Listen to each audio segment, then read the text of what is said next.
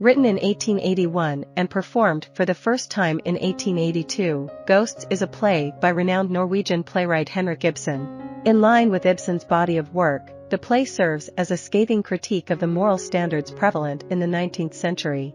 Taking place in Norway, this three-act drama revolves around the widow Mrs. Helen Alving, who continues to grapple with the memory of her late husband's chronic infidelity. A decade after his demise, Helen plans to establish an orphanage in his honor. During the preparations, her son Oswald, unaware of his father's philandering ways, returns home for the occasion. Oswald becomes infatuated with the housemaid, Regina Engstrand, who, unbeknownst to him, is his half-sister. This troubled romance compels Helen to confront the haunting secrets of her own marriage. Upon its initial production, the play faced negative reception due to its controversial subject matter, which broached topics such as religion, incest, illegitimacy, sexually transmitted diseases, and assisted suicide, themes considered taboo at the time. However, Ghosts has since been recognized as a significant achievement in the realm of drama.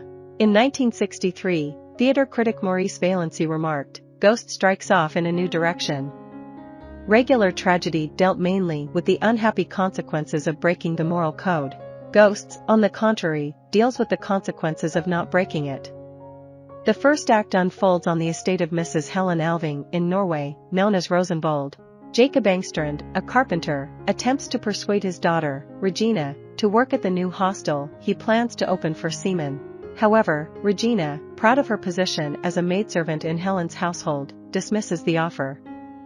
After Jacob departs, Pastor Manders enters and endeavors to convince Regina to assist her father.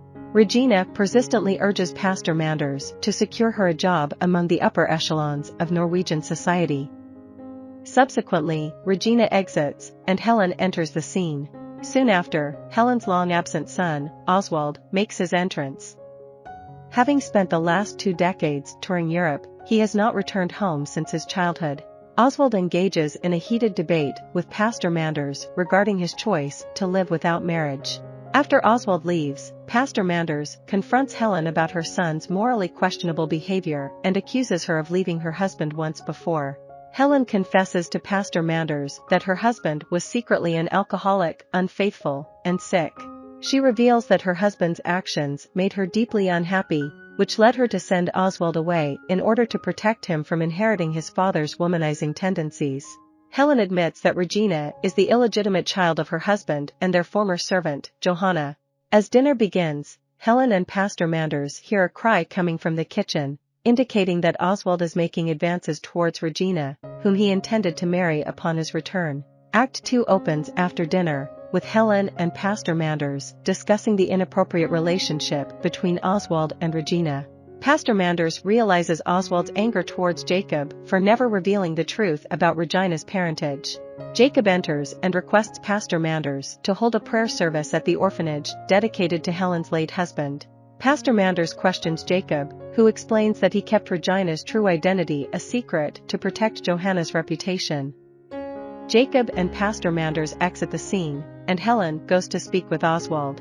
Oswald, who has been drinking, shares that he contracted syphilis from his father at birth. A doctor in Paris informed Oswald that the sins of the father would inevitably affect the son. Oswald expresses his despair and criticizes the hypocrisy he perceives in Norwegian society.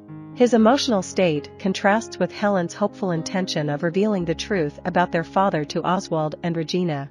Act 2 concludes with the devastating realization that the orphanage has been engulfed in flames. Act 3 opens as Jacob and Pastor Manders return to Rosenvold and announce the tragic news of the orphanage's complete destruction by fire. Jacob manages to convince Pastor Manders that a public scandal will ensue, with the pastor being held responsible for the fire caused by the candles. Jacob offers to take the blame, and Pastor Manders gladly accepts. As a result of their agreement, Pastor Manders decides to fund Jacob's seafaring lodge, which Jacob promises to transform into a reformatory for sailors.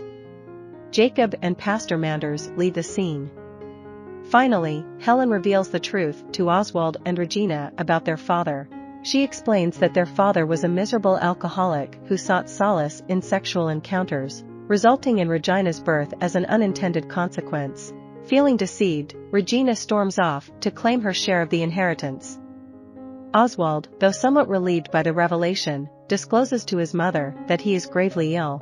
He directs Helen to the morphine pills and asks her to administer them to him in case his condition worsens.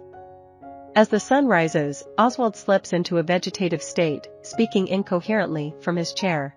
Helen desperately searches for the morphine pills to give to her son. The play concludes with Helen standing before Oswald, uncertain about what course of action to take. Helen seems to have given up on her son and everyone else in the house. Since its debut in 1882, Ghosts has been adapted for the big and small screens multiple times. There have been 3 silent film versions, including a 1915 adaptation directed by George Nichols for producer D. W. Griffith. Additionally, a Russian film adaptation directed by Vladimir Gardin was released in 1915. In 1987, the BBC produced a television series adaptation of Ghosts, featuring Judi Dench as Helen Alving, Kenneth Branagh as Oswald, Michael Gambon as Pastor Manders, and Natasha Richardson as Regina. In 2014, a filmed version of Richard Eyre's acclaimed stage adaptation, starring Leslie Manville and Jack Lowden, was screened in cinemas and made available for online viewing. I hope you enjoyed this video. Leave a like if you did and be sure to subscribe. Thank you.